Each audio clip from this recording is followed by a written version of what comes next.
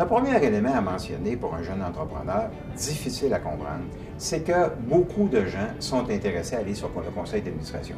Vous savez, avec toutes les fêtes bébé-boomers, les gens qui dans la cinquantaine, 55 ans, se disent « je ne veux plus d'emploi à temps plein », mais en même temps, je veux continuer à être utile. Beaucoup de bonnes écoles de formation aussi forment des gens aujourd'hui. C'est donc dire que plusieurs personnes sont disponibles. Et honnêtement, quand on appelle quelqu'un pour lui offrir un siège sur un conseil d'administration, les gens sont en général honorés qu'on ait pensé à eux et ont tendance à dire oui.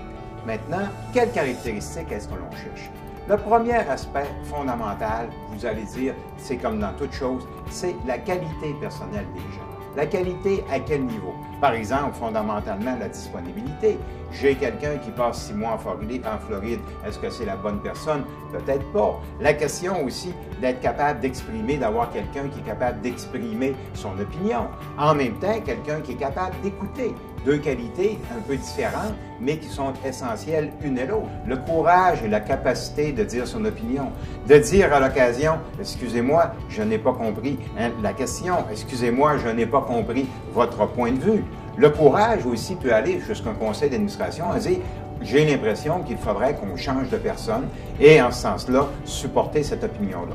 Naturellement, dans l'univers où ce qu'on vit aujourd'hui, l'intégrité fait partie des conditions et qualités essentielles pour un bon administrateur. Un autre élément à tenir compte important lors de la formation d'un conseil d'administration est de choisir la complémentarité des administrateurs. S'assurer d'avoir des gens, par exemple, qui ont des profils différents, qui ont une expertise différente, qui ont des âges différents. Naturellement, on peut inclure dans ça facilement toute la question de la présence des femmes sur les conseils d'administration, qui est effectivement un élément important. Donc, complémentarité est à retenir. Et vous savez, un élément à mentionner, la personnalité, je vous dirais, de joueurs d'attaque ou de joueurs de défense des membres du conseil d'administration.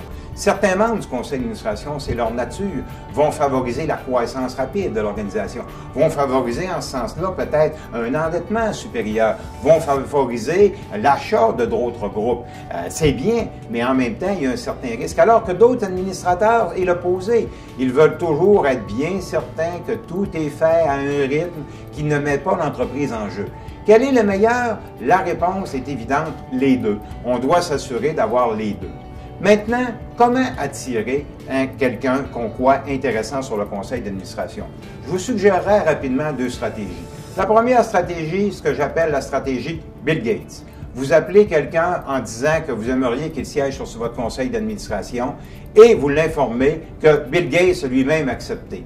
Vous allez voir que ça va être assez facile de regrouper un ensemble d'administrateurs intéressants. Donc, la difficulté est peut-être identifier votre Bill Gates dès le début, souvent qui peut agir comme président de conseil d'administration. L'autre stratégie, je vous dirais, c'est la stratégie « Wow ». Wow, qu'est-ce que ça veut dire?